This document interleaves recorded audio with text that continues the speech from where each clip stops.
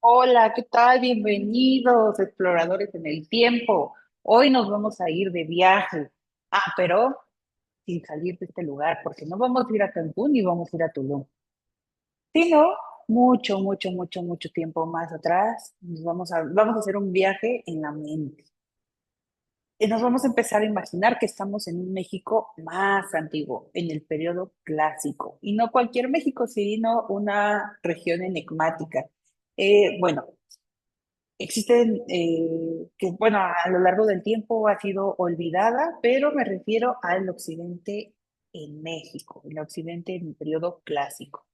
Ojo, aquí no hay grandes pirámides como en Teotihuacán, pero hay perritos gorditos de cerámica, con tumbas verticales, casas miniatura, y sí, yo sé que suena loco, pero esto es una historia real. Bueno, en el clásico, ¿qué es eso del clásico? En muchas regiones de Mesoamérica, el clásico se refiere al auge de las grandes ciudades, ciudades-estado, Teotihuacán, Monte Albán, Tikal, pero en el occidente el clásico tuvo su ritmo. Aquí el desarrollo fue más tranquilo, sin tanta prisa, como alguien dice, ya casi llego y todavía está en su pijama en su casa, ¿no? Algo así pasó aquí en el occidente. Los procesos sociales fueron abruptos, o sea, no hubo una ruptura radical en el clásico. Las tumbas, la cerámica, la arquitectura, todo evolucionó lentamente. Y fue como una receta para hacer mole. Era con muchos ingredientes, pero se cocinaba a fuego lento.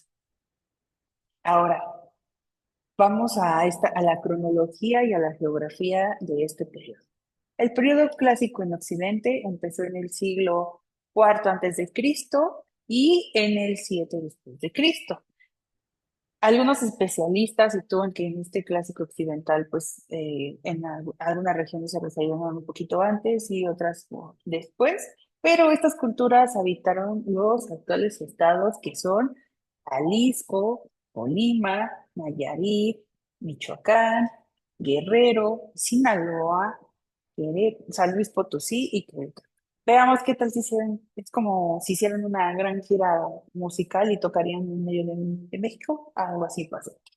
En algunas regiones como lo es el Bajío, especialmente Guanajuato, y el norte de Michoacán, heredaron tradiciones de culturas más antiguas, como los chupícuaros, y desarrollaron sus propias expresiones durante este periodo. A ver, aquí luego surge una pregunta. ¿Por qué no se formaron estados complejos? Bueno, pues aquí es una de las grandes interrogantes, pero pues algunas respuestas pueden apuntar a que su geografía accidentada tuvo que ver, la diversidad climática, la fuerte tradición comunitaria, pues un poquito como de todo, ¿no? Hubo ahí muchas cosas que hicieron que también este proceso pues fuera más lento. Todavía existe este debate, pero sobre todo si existió o no existió un Estado en Occidente durante esta época, mientras algunos sostienen que fue una zona sin estructuras estatales, otros definen que existieron formas de organización estatal segmentadas, como en la tradición de Tuxtlan en Jalisco. Pero pues de ese tema hablaremos más adelante.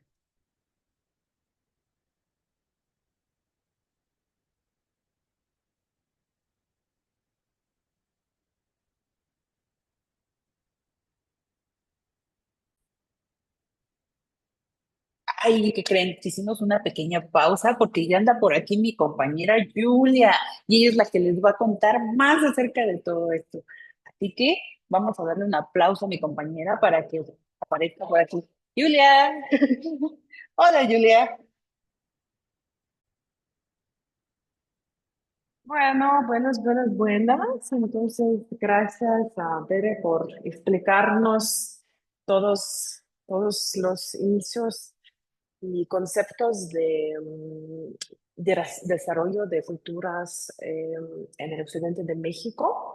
Yo aquí voy a platicar específicamente sobre tres tradiciones culturales del occidente que tenían cierta influencia y que sí sabemos hasta ahora, que son tradición guerrense, tradición tumbas del Tiro y tradición Tenochtitlán. ¿De qué se tratan? Entonces, primero vamos a platicar un poquito sobre Guerrero. ¿Quién eran los representantes de cultura guerrense? Eran como tu amigo que viaja por todo el mundo, que platica y comunica con varias civilizaciones, etcétera. Entonces yo también, por ejemplo, yo soy rusa, vivo en México y también tengo amigos de México y de Filipinas y de Alemania, etcétera, etcétera. Pero mis compañeros de mi país, o sea, no comunican con mexicanos, ¿no?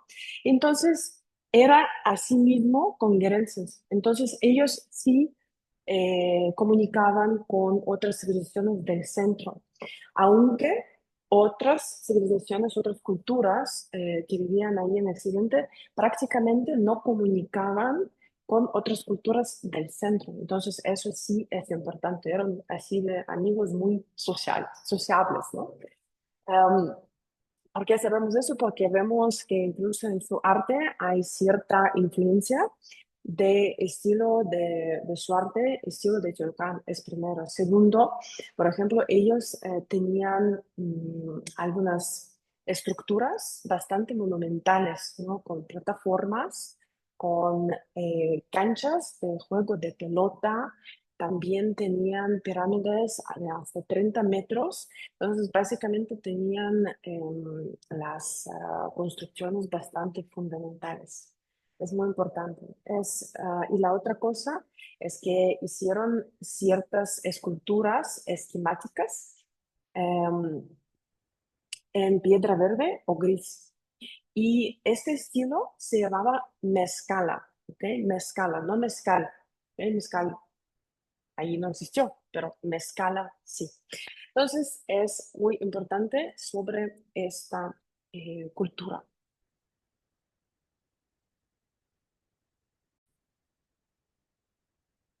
Y luego tenemos que platicar sobre tumbas de tiro. ¿Qué son? Es un estilo de entrenamiento que es muy específico, muy singular y estaba practicado en estados como Colima, Nayarit y Jalisco. La cosa interesante es que, como sabemos, por ejemplo, en otras partes de México, la gente se enteraba debajo de la casa, ¿no?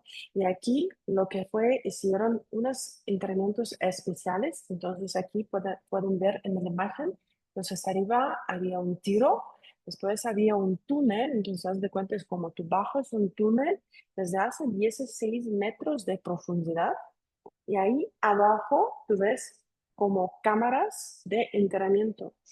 Y esas cámaras de entrenamiento contaban con, obviamente, las personas, porque tenemos que enterar a alguien. Y segundo, con ricas ofrendas de cerámica, de figurillas, de alimentos, ¿no? Entonces, sabemos sobre todo eso porque había encontrado muchos esas tumbas de tiro en estos estados. Entonces, aquí también pueden ver la imagen, la foto cómo eran las tumbas de Tiro. También es muy interesante que básicamente las tumbas del Tiro, ¿por qué esta tradición es tan importante? ¿Y por qué estamos platicando sobre eso? Porque vemos que esta tradición en Occidente empieza a nacerse en preclásico y básicamente termina en clásico, o sea, cuando ya empiezan a cambiar estructuras de entrenamiento, aquí ya podemos hablar de otro periodo de desarrollo que es cultura postclásico. Y también que era interesante en esta cultura es que en estos estados que encontraban maquetas domésticas detalladas, entonces eso nos permite decir sobre cómo básicamente vivían su vida cotidiana en estos estados, ¿no? Y también muchas piezas de cerámica que encontraban en Colima, en Nayarit, en Jalisco, nos permite decir sobre sus creencias y sobre qué le gustaría pintar, o sea, hacer. Entonces, por ejemplo, en Colima encontraban muchas figuras de animales y personas. En Nayarit, escenas domésticas y varias casitas. En Jalisco, que hicieron modelado bastante expresivo y hasta cerámica en trípode.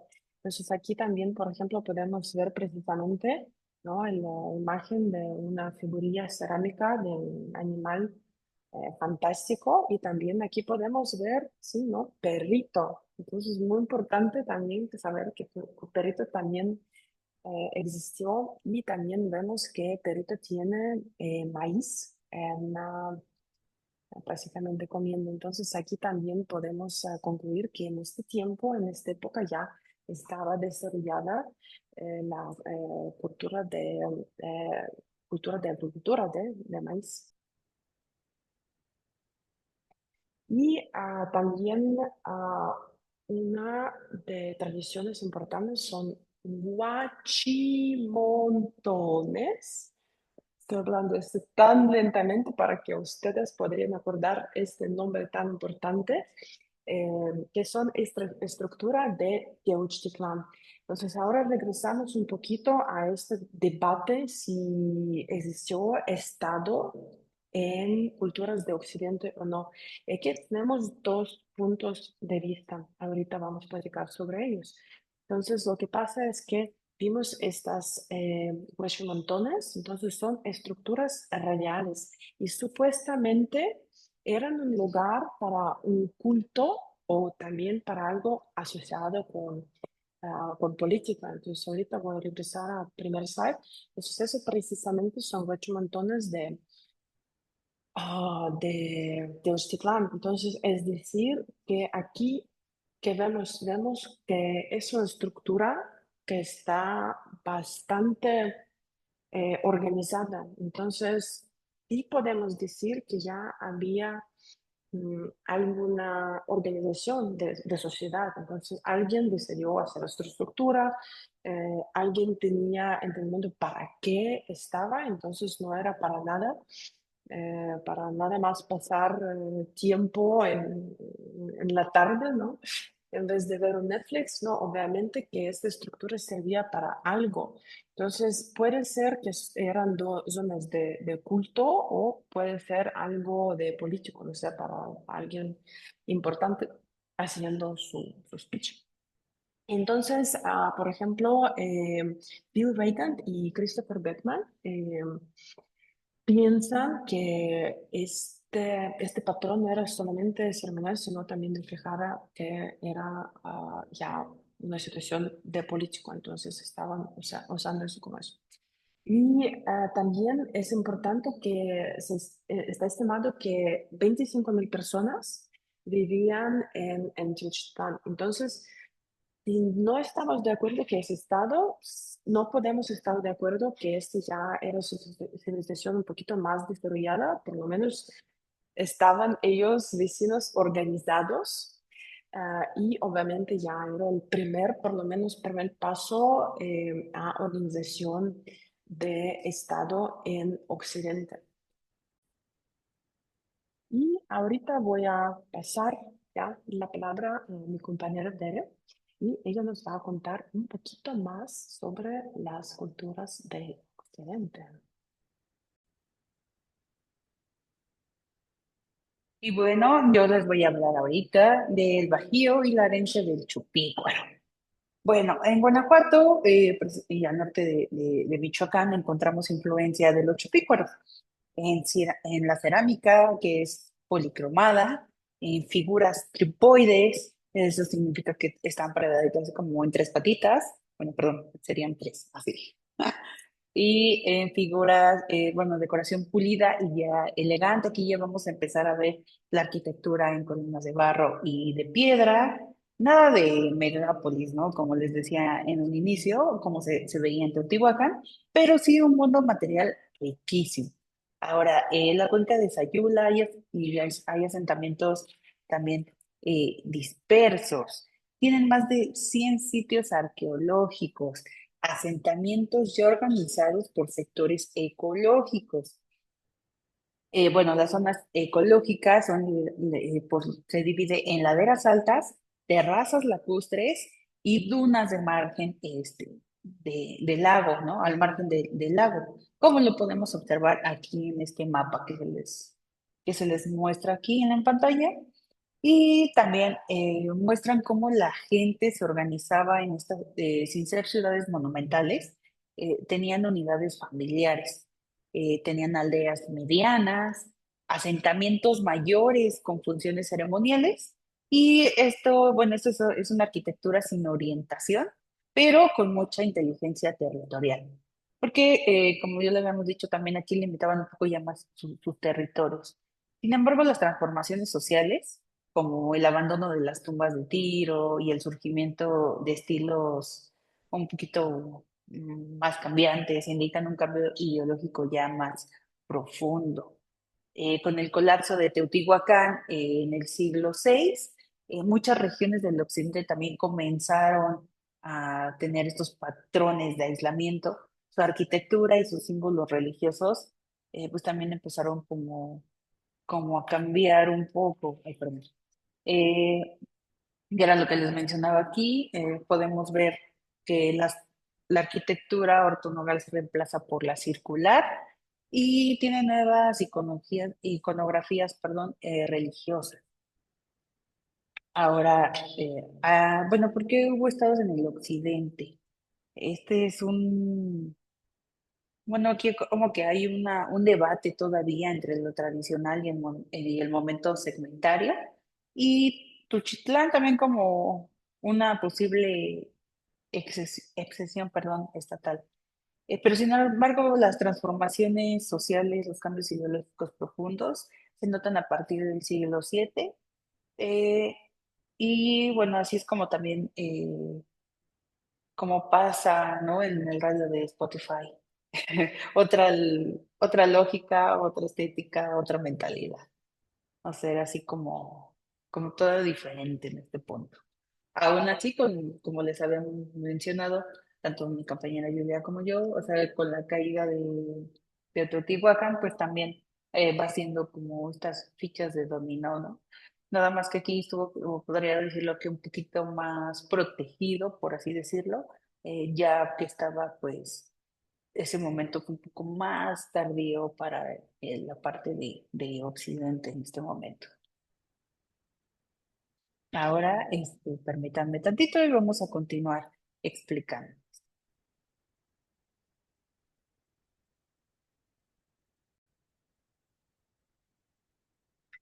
Bueno, entonces, así que, eh, pues sí, no sabemos si había o no había estados, o si no podemos llegar a la conclusión única, pero sí sabemos que sí era uno de, obviamente, de primeros pasos. ¿Y qué pasó después? Básicamente empezó a llegar camino a postclásico, y aquí tenemos varios factores. Entonces, primero tenemos ciertas migraciones del norte de culturas que ya tenían conocimiento de agricultura, entonces la gente de Occidente podía aprovechar eso. Y por otro lado llegaron nuevas tecnologías y técnicas, metodologías de Sudamérica. Entonces, básicamente todo eso ya empezó a dar eh, mucho desarrollo a la región hasta que ya al final empezaron a crecer civilizaciones como Purépecha o como Tarasco, ¿no? Y entonces, ¿qué es importante aquí? Es que si vamos a reflejar un poquito, sí vemos que la cultura del occidente eh, no es la misma que esperábamos de periodo de clásico en Maya, en el sur de México o en el centro de México. Pero es bueno, es malo.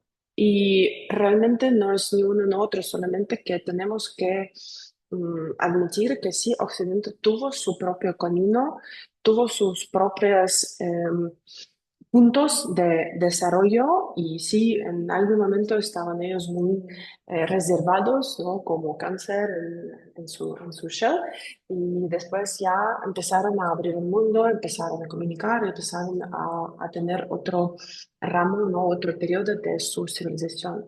Y entonces, así es, entonces no todos tenemos que tener el mismo punto de desarrollo, ¿no? Como personas.